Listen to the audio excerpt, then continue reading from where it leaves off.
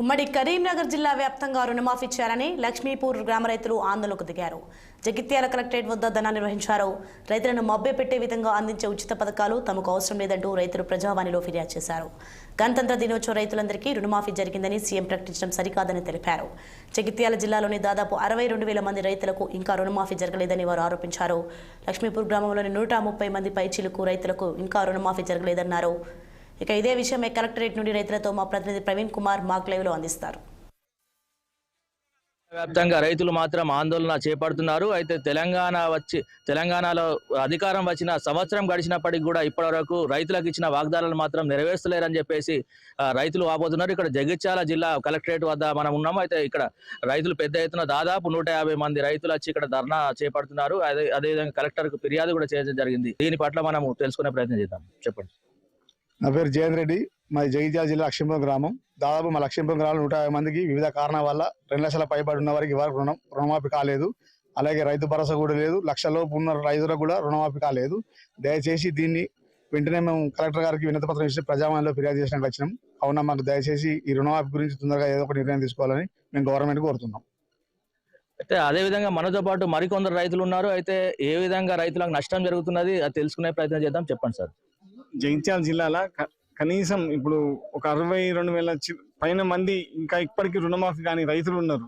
అంటే కేవలం ఒక మా లక్ష్మీపూర్లోనే కాకుండా ప్రతి అంతటా ఇప్పుడు నిన్న ముఖ్యమంత్రి గారు ఏమంటారంటే అదే మొత్తం ఒక అంటే నయా పైసా కూడా లేదు, మొత్తం రుణమాఫీ మొత్తం అయిపోయింది, సంపూర్ణంగా రుణమాఫీ జరిగిందని చెప్తారు. అయ్యా ముఖ్యమంత్రి గారు, మా ఒక లక్ష్మీపూర్ గ్రామంలో మినిమం ఒక 140 మంది మేము రైతులం వచ్చినాం. ప్రతి ఒక్కళ్ళు అర్హులైన రైతులు ఉన్నారు. అలా ₹1,00,000 కింద కూడా ఉన్నారు. 60,000, 70,000.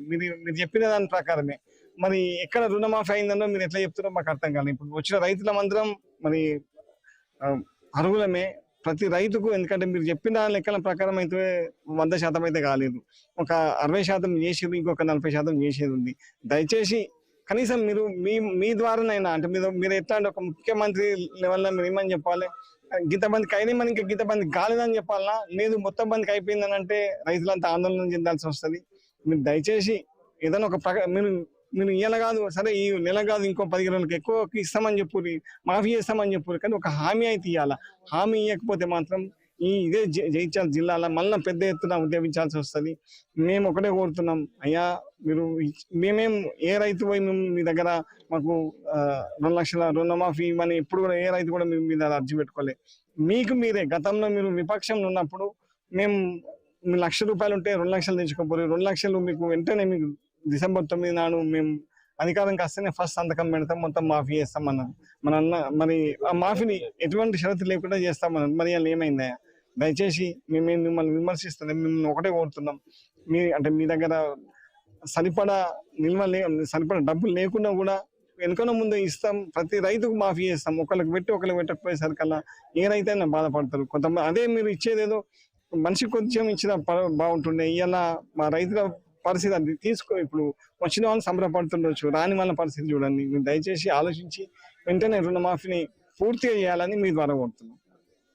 అయితే అదేవిధంగా కరీంనగర్ ఉమ్మడి జిల్లా వ్యాప్తంగా మాత్రం రైతులు మాత్రం ఆందోళన చేస్తున్నారు. అయితే రుణమాఫీ విషయంలో ప్రభుత్వం మాట ఇచ్చి తప్పుతుందని కళ్ళబొల్లి మాటలు చెప్పి రైతులను మభ్యపెడుతుంది. అదేవిధంగా ఎవరైతే రైతులు ఉన్నారో 2 లక్షల రుణమాఫీ జరుగుతుందని చెప్పేసి తెలిసినప్పటికీ ఇప్పటివరకు ఏ ఒక్కరికి కూడా ₹1,00,000 కూడా రుణమాఫీ జరగలేదని చెప్పేసి ఇచ్చిన మాట ప్రకారం కట్టుబడి ఉండాలని చెప్పేసి వారు కోరుతున్నారు. కెమెరామెన్ సంతోష్తో ప్రవీణ్ కుమార్, కరీంనగర్.